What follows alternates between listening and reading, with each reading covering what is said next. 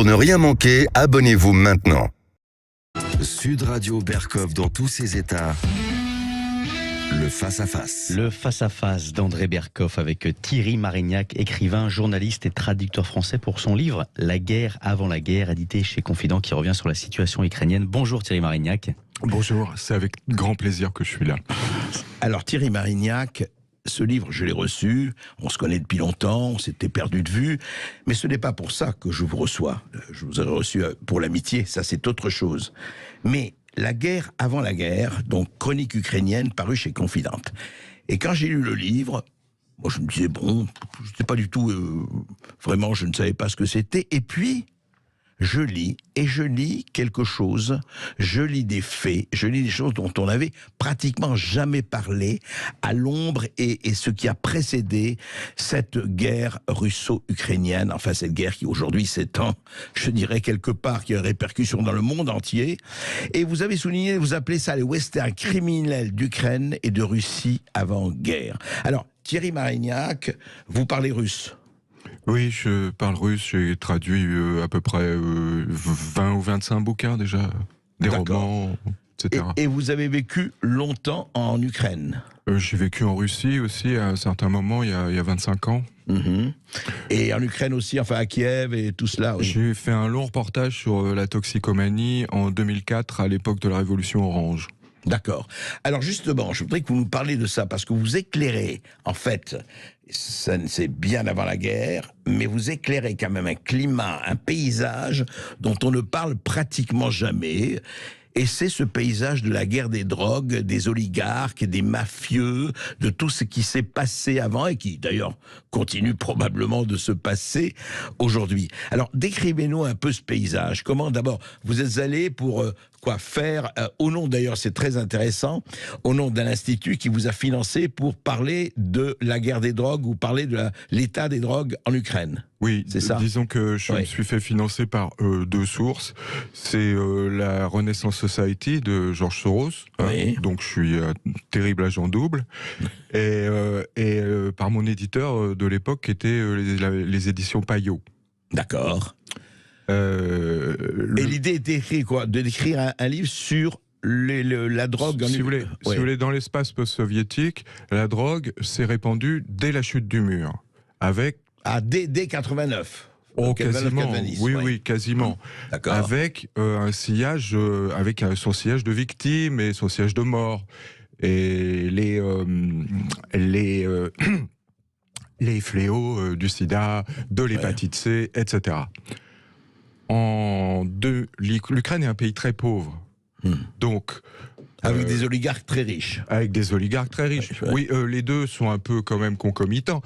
Et alors, la première subvention de l'OMS en 2002, vous savez, l'OMS, ils ont l'habitude en Afrique et tout, ils ne donnent jamais tout le fric en même temps. Ils le font en 5 fois. Ils étalent. Voilà. Oui, d'accord. Et la subvention était de 100 millions de dollars.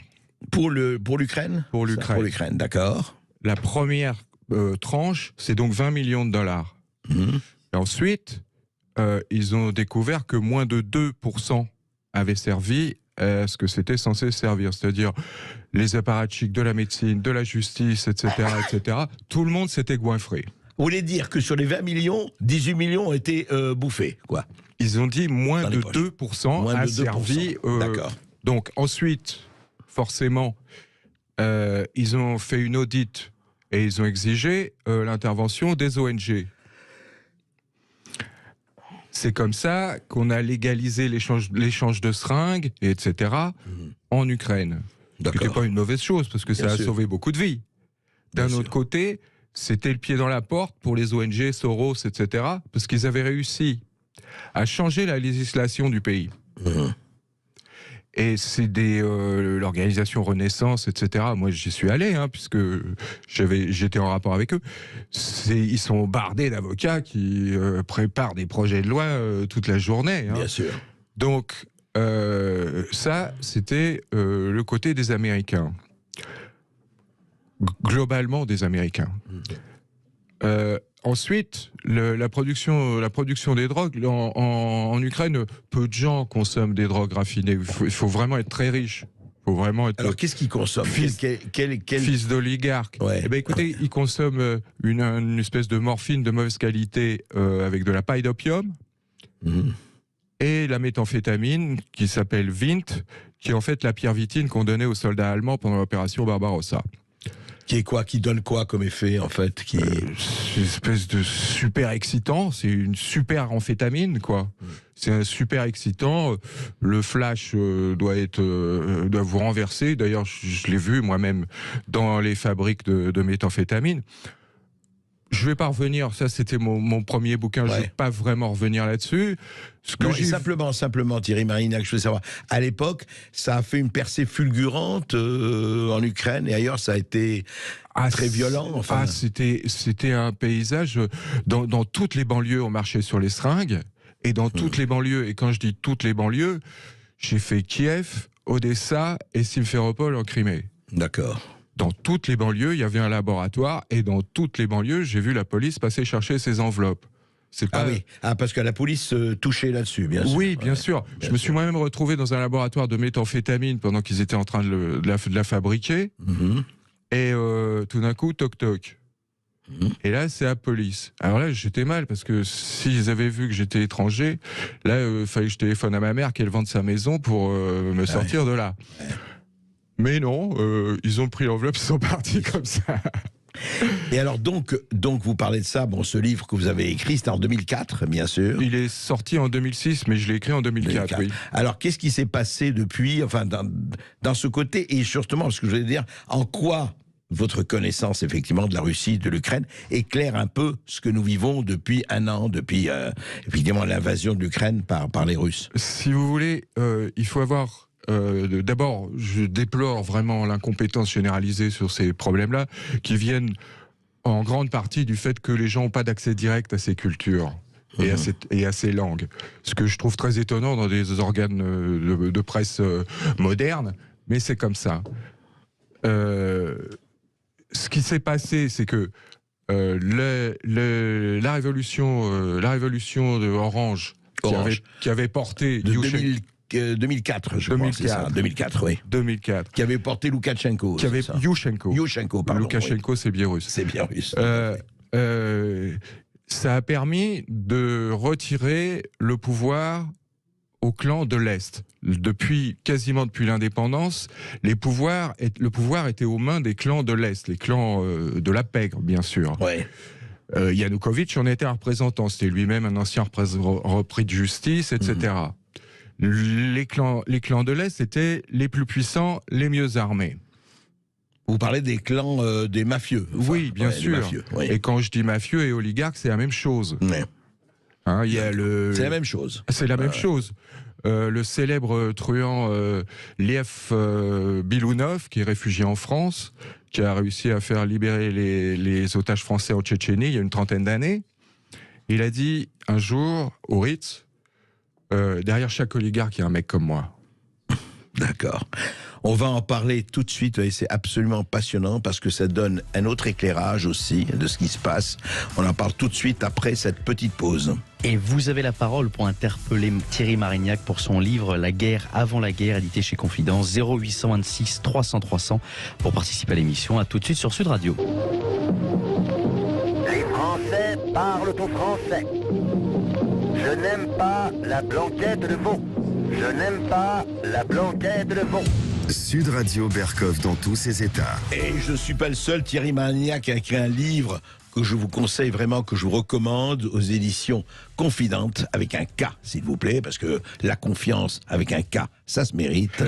Et la guerre avant la guerre. Alors, Thierry Marignac, quand même, vous allez loin. Est-ce que vous dites carrément que ce qui se passe depuis le 24 février, et même avant, bien sûr, alors il n'y a pas que ça, mais vous dites que quelque part, le conflit russe-Ukraine-War, le conflit russo-ukrainien, c'est une guerre des gangs qui a dégénéré.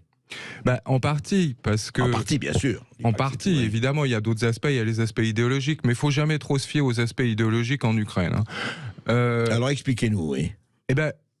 Je vous disais, Yanukovych, c'était l'homme des clans de l'Est. D'accord. Les clans de l'Est étaient plutôt tenus par la Russie et la pègre russe elle-même. D'accord. On disait que c'était... la pègre russophile, quoi. Enfin, oui. parlant russe, disons, russophone. Oui, pardon. mais même la pègre russe assez loin à Moscou, quoi. Ah oui, d'accord. Donc, on disait par exemple que dans un certain nombre d'assassinats de règlements de compte, quoi, qui a eu lieu dans les années 90, on disait c'est la pègre russe qui veut mettre la main sur la privatisation.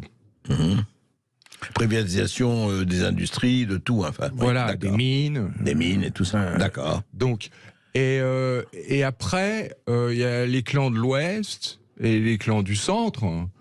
Forcément, ils sont en rivalité. C'est un milieu seigneur de la guerre. C'est ça, chacun son territoire et voulant étendre son territoire, enfin, comme partout. Et les Américains, ils sont connus pour ça aussi. Dans ce cas-là, ils soutiennent ce milieu-là. Et les Américains soutenaient les clans de l'Ouest. Évidemment. Vous voulez dire les mafieux américains, quoi. Non, l'État américain. À l'État américain, carrément. Vous savez, l'État américain, il a toujours fait ça depuis Cuba, au Vietnam, en Afghanistan. Donc là, ils ont fait exactement la même chose. Alors, Ouest, Centre et Est, donc les gangs, enfin voilà. Et alors, qu'est-ce qui se passe avec Yushchenko? Alors, avec Yushchenko, c'est Kiev et l'Ouest qui prennent le pouvoir tout d'un coup. Quand j'ai quitté Kiev à la fin mars 2005, Kiev avait envoyé 1000 hommes des forces spéciales dans le Donbass. 1000 hommes. 1000. Ah, d'accord. Ensuite, vous vous souvenez de la princesse orange Julia Tymoshenko? Julia Tymoshenko, oui, de la Révolution orange. Oui. Elle est très liée au milieu, elle aussi. Et elle a un petit problème avec Yushchenko. Il y a un moment, il y a un problème de concurrence sur le loyer du gaz. Tous les conflits en Ukraine de cette époque-là entre oligarques, c'est le loyer du gaz. Elle se rallie à Yanukovych. Fait changement à 180 degrés. Yanukovych revient au pouvoir. Et là, tout d'un coup, il sent, impossible à abattre. Ils sont immortels. Donc le racket redouble. Sur toute la population. Moi, il y a des gens qui m'ont raconté que dans des coins paumés des Carpates, un mec qui tenait une épicerie, tout d'un coup, il y a 2 fonctionnaires qui viennent, qui lui réclament $20 000. Il n'a jamais fait ça dans l'année. Ouais. Donc, ferment de mécontentement populaire. D'accord. Normal. Ben, bien sûr. Mais ça, c'est dans la première page du manuel des services secrets. C'est que s'il n'y a pas de ferment de mécontentement populaire, il n'y a aucune raison. Il n'y a pas de marge de manœuvre. On ne peut pas l'inventer.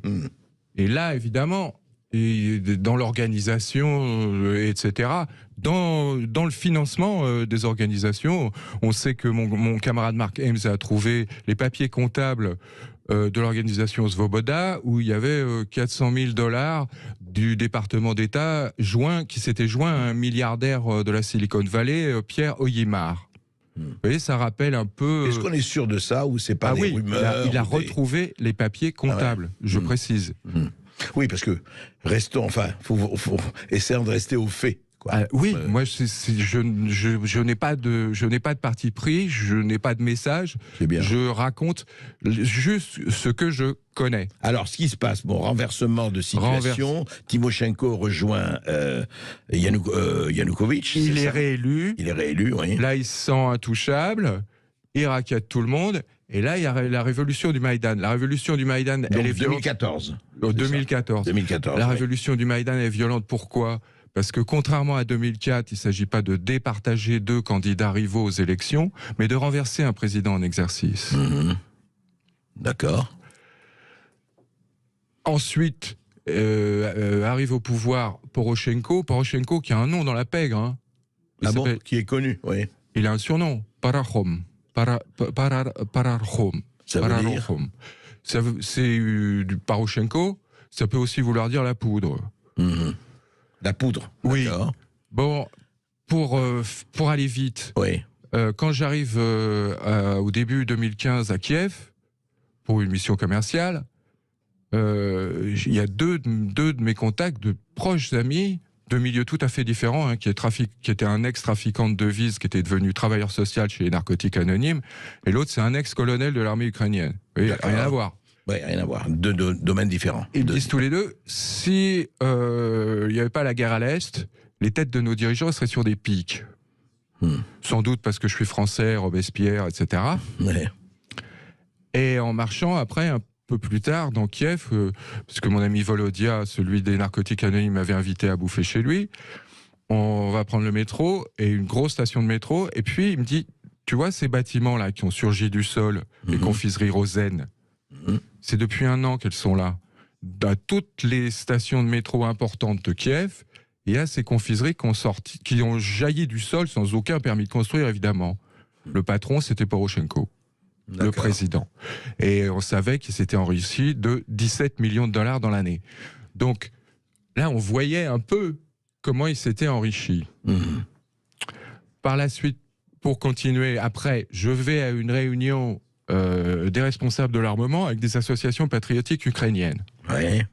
C'était juste après la première guerre du Donbass.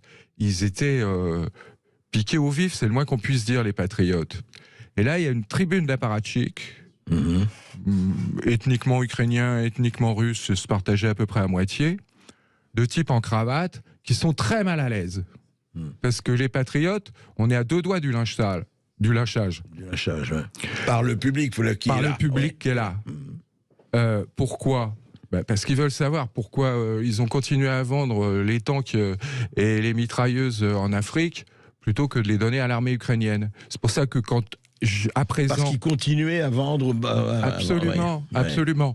Et tous les apparatchiks répétaient sans arrêt, avaient très peur, et répétaient sans arrêt le mot « transparence ».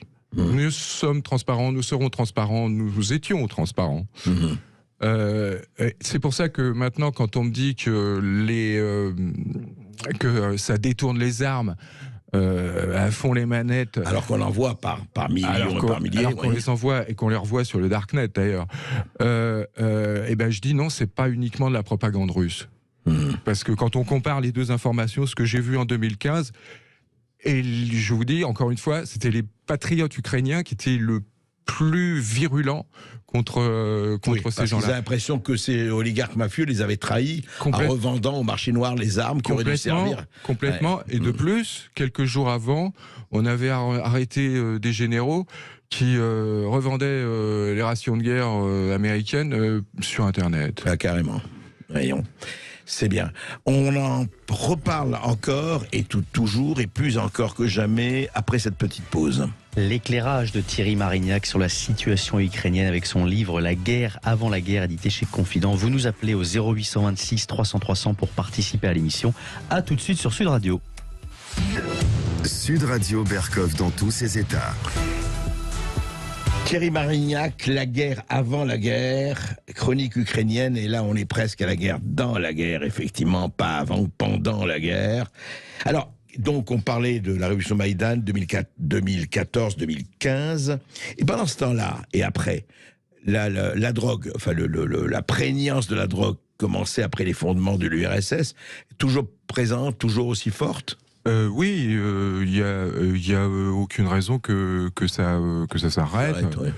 Ouais. En plus, c'est toléré par la police qui gagne de l'argent avec ça. C'est y compris dans, vous savez, il y a cette image un peu Sparte du Donbass qui serait éveillé et qui lutterait pour la vertu avec l'espèce d'idéologie orthodoxe, etc. de la Russie et de ses alliés. Mais les gens des organisations de réduction des risques à Kiev, ils me racontaient qu'ils continuaient à aller au Donbass pour donner des seringues, des préservatifs et faire le travail de réduction des risques, comme avant, et que les sentinelles des républiques séparatistes les laissaient passer. Oui, parce que vous voulez dire, mais ça doit être terrible, dites-moi, parce que le peuple qui n'a rien demandé, qui est quand même quelque part victime, peut-être complice, mais surtout victime. Enfin, je veux dire, tout ça se passe parce que follow the money, et voilà, on continue pendant les affaires continuent, quoi, pendant la guerre. Absolument, mais vous savez, pour la faire rapide, oui. Je suis donc à Kiev. Au début 2015. Vous êtes resté quelque temps là-bas? Oui, un certain temps. D'accord. J'étais en mission commerciale pour une firme d'import-export où j'étais traducteur. D'accord. Et un soir, mes copains me téléphonent en me disant « Tu sors pas ce soir, Thierry ». Parce que Kolomoïski, l'oligarque, celui qui a été le créateur de Zelensky, absolument, ensuite, qui a été dans sa télévision, la télévision de Kolomoïski, c'est Zelensky qui était l'un des animateurs vedettes. Voilà, et puis après il a été le bailleur de fonds et le soutien de sa campagne aussi, c'est pas négligeable.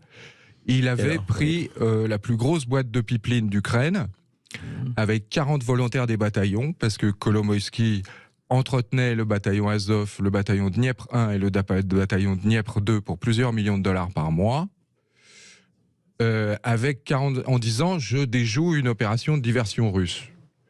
Il n'y avait pas plus de diversion russe que de beurre en branche, c'est juste que Poroshenko lui avait nommé un directeur qui ne lui plaisait pas, qui n'était pas un homme à lui.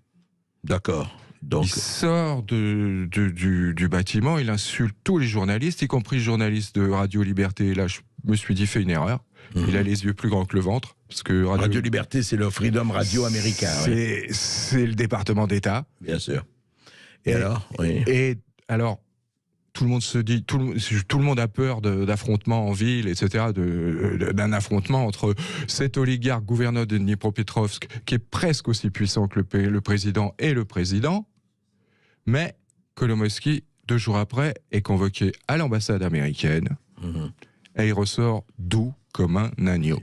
D'accord. Il dit « je démissionne, j'ai compris qu'il y avait un conflit d'intérêts entre mes activités d'homme d'affaires, etc. Et mon poste de gouverneur de Dnipropetrovsk. » Et il disparaît de la vie publique pendant un bon moment. Il subit une séquence d'humiliation publique par Poroshenko à la télévision, et une séquence d'humiliation publique par les journalistes qu'il a insultés, qui lui demandent des excuses à la télévision, il disparaît.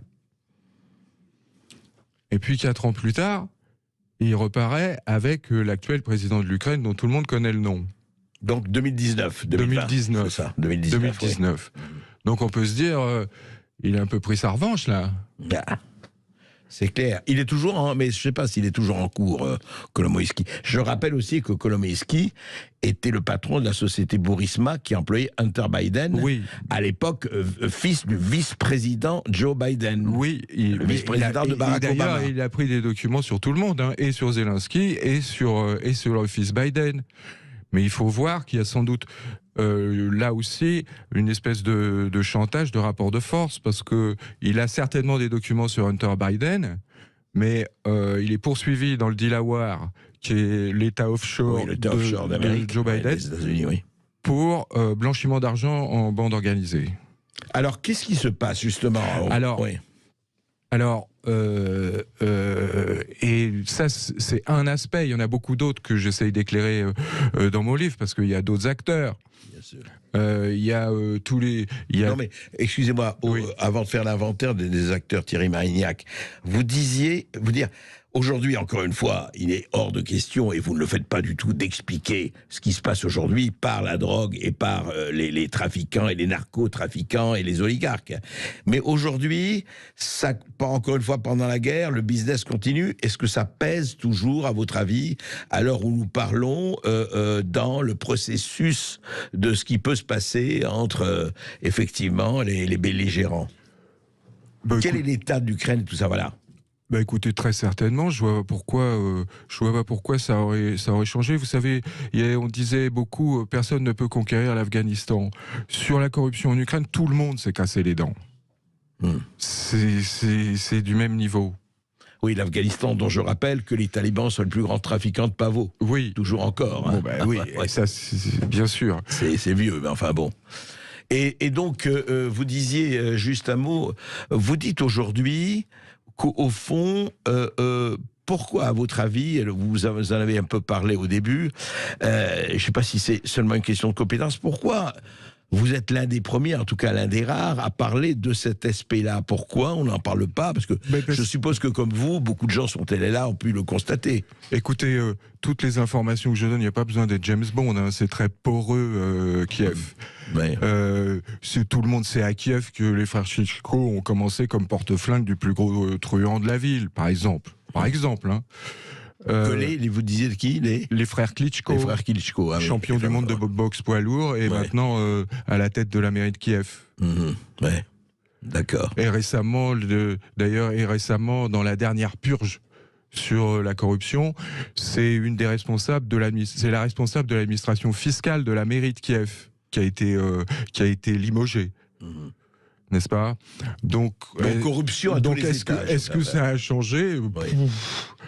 Si vous voulez, je vous parlais tout à l'heure de généraux qui revendaient les rations de guerre sur Internet. Le blogueur, le directeur de l'Institut d'études des conséquences de la guerre, Kirill Molchanenko, qu'on peut voir, mais il faut parler russe et c'est sur une chaîne israélienne, vous voyez. Il faut chercher un peu. Oui, bien sûr. Il faut chercher. Il ne faut pas se braquer sur une politisation, une idéologisation quelconque. Il faut vraiment faire son travail. C'est plus le cas. Et alors, ce directeur, vous disiez, oui. Il disait que le boîte de 10 œufs qui coûtait 70 grivnia dans les supermarchés de Kiev, a été surfacturé à l'armée 170 sur le front. 10 œufs, vous parlez des œufs. Des œufs. Oui, des œufs de poule. Oui. 170 et 170. Donc il faisait 2 fois la culbute, quoi. Oui, le marché noir. Là, oui. Et alors on limoge l'adjoint du ministre de la Défense, et le ministre de la Défense, évidemment, est au courant de rien. Donc soit il est bête, soit il est incompétent, soit il ment, soit il est... c'est un tableau assez quand même hallucinant que vous décrivez, et ce que vous dites en fait, Thierry Marignac, vous dites aux gens, allez chercher, prenez le temps de chercher, et apprenez le russe pour ceux qui veulent se spécialiser là-bas. Écoutez, moi je suis très étonné parce que la plupart des gens qui s'occupent de ces questions, que je vois depuis un an, en étant complètement éberlués, ils n'ont d'accès à ces mondes-là qu'à travers l'anglais. C'est pas du tout la même chose. Moi, j'étais à Kiev quand je faisais mon enquête sur la toxicomanie. J'ai vu une Hollandaise débarquer et faire une enquête sur la toxicomanie pour le compte des journaux intérieurs de l'ONG. Elle a rien compris. Elle est passée à côté de tout. Oui, parce qu'elle ne parlait que anglais, quoi. Parce qu'elle parlait que anglais. Il y avait une fille des narcotiques anonymes qui était maquée avec un Américain qui lui traduisait comme ça à la va-vite. Elle n'était pas si douée que ça. Il y avait la moitié qui passait complètement au travers, au point que à un certain moment, je suis même intervenu. Donc, et ça, si vous voulez, c'est ce que dénonçait John le Carré dans son dernier roman, la politisation de l'information. Vous dites que l'information est idéologisée, politisée, en fonction du camp auquel on appartient. Absolument. Et on dit au chef ce qu'il a envie d'entendre. On ne cherche plus la réalité. Comme j'ai travaillé pour l'intelligence économique sur l'Ukraine, j'étais obligé de donner le tableau le plus probable de la réalité, sinon ils auraient arrêté de me payer, mes clients. Bien sûr. Et ça, c'est une vraie école d'objectivité. Et quand j'ai entendu récemment tous ces discours comme quoi l'objectivité, ça n'existe pas, ça m'a scandalisé. Je me suis dit, en plus, il justifie. Oui.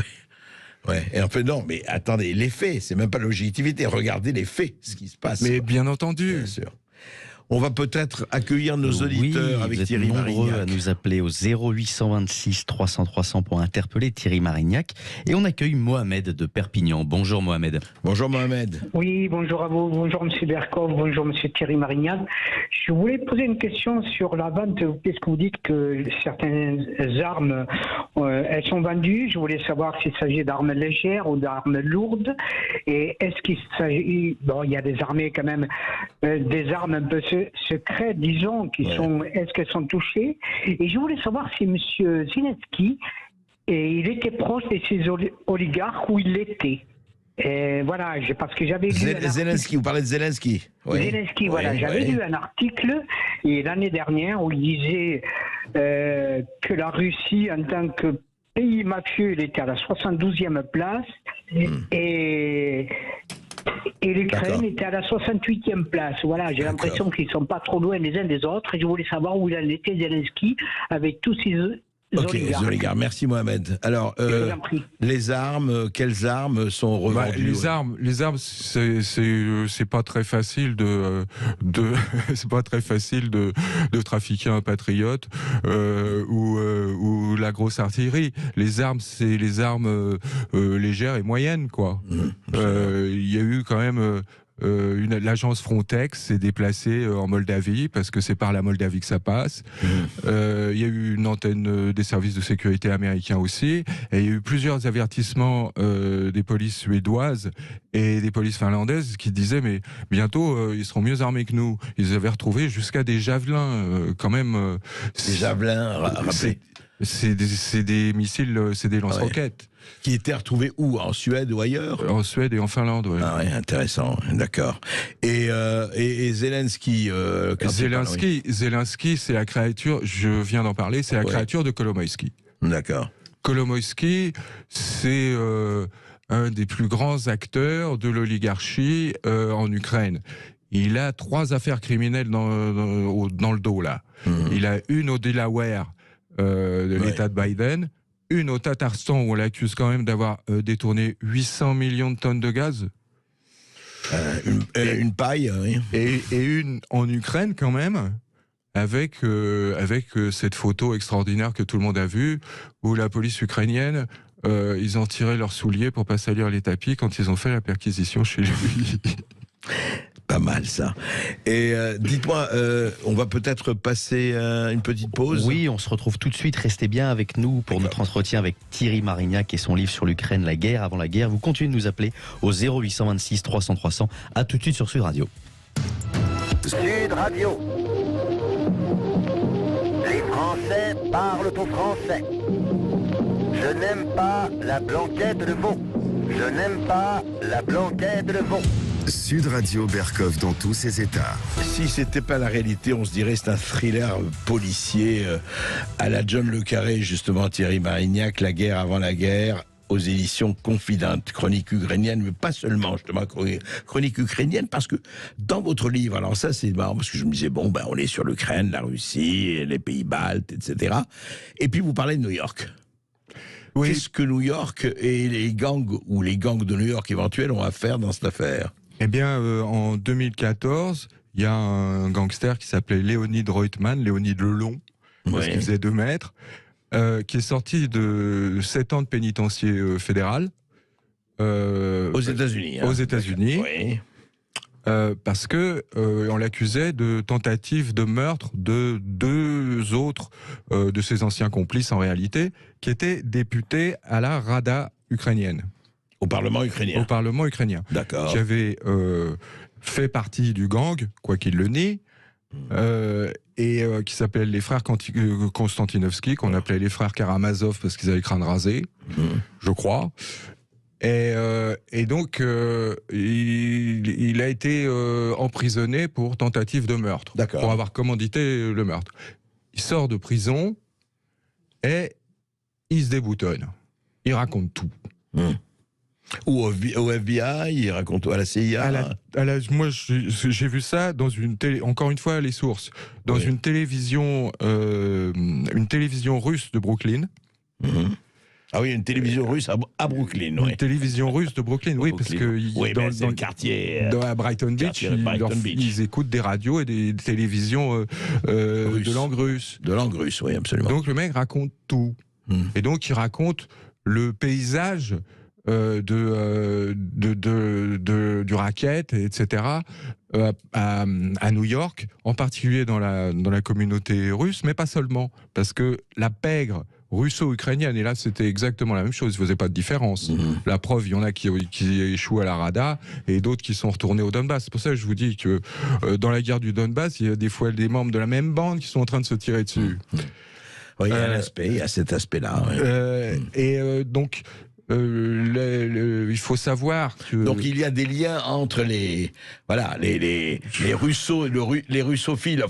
russophones de New York et... Mais Léonid le Long lui-même était un type d'Odessa, donc en Ukraine. D'accord.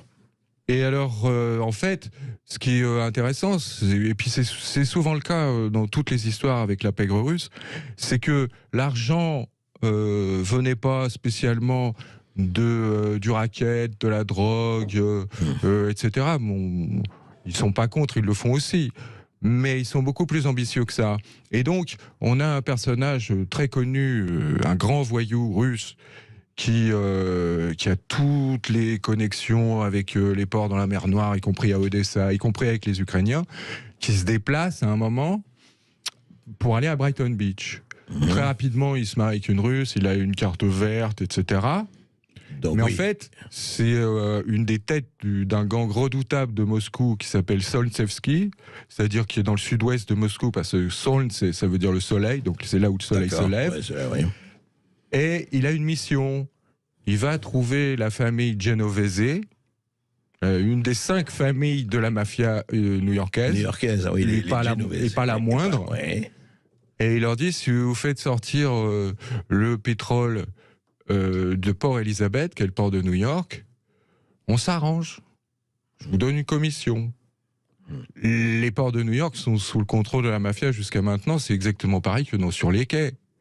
Ah oui, ça n'a pas changé. Depuis les films de Marlon Brando. Ils les ont purgés 1000 fois et puis ils sont toujours revenus. Si vous voulez, donc, c'est cette combine-là qui commence. Et pour la pègre russo-ukrainienne de Brighton Beach, c'est l'accumulation du capital.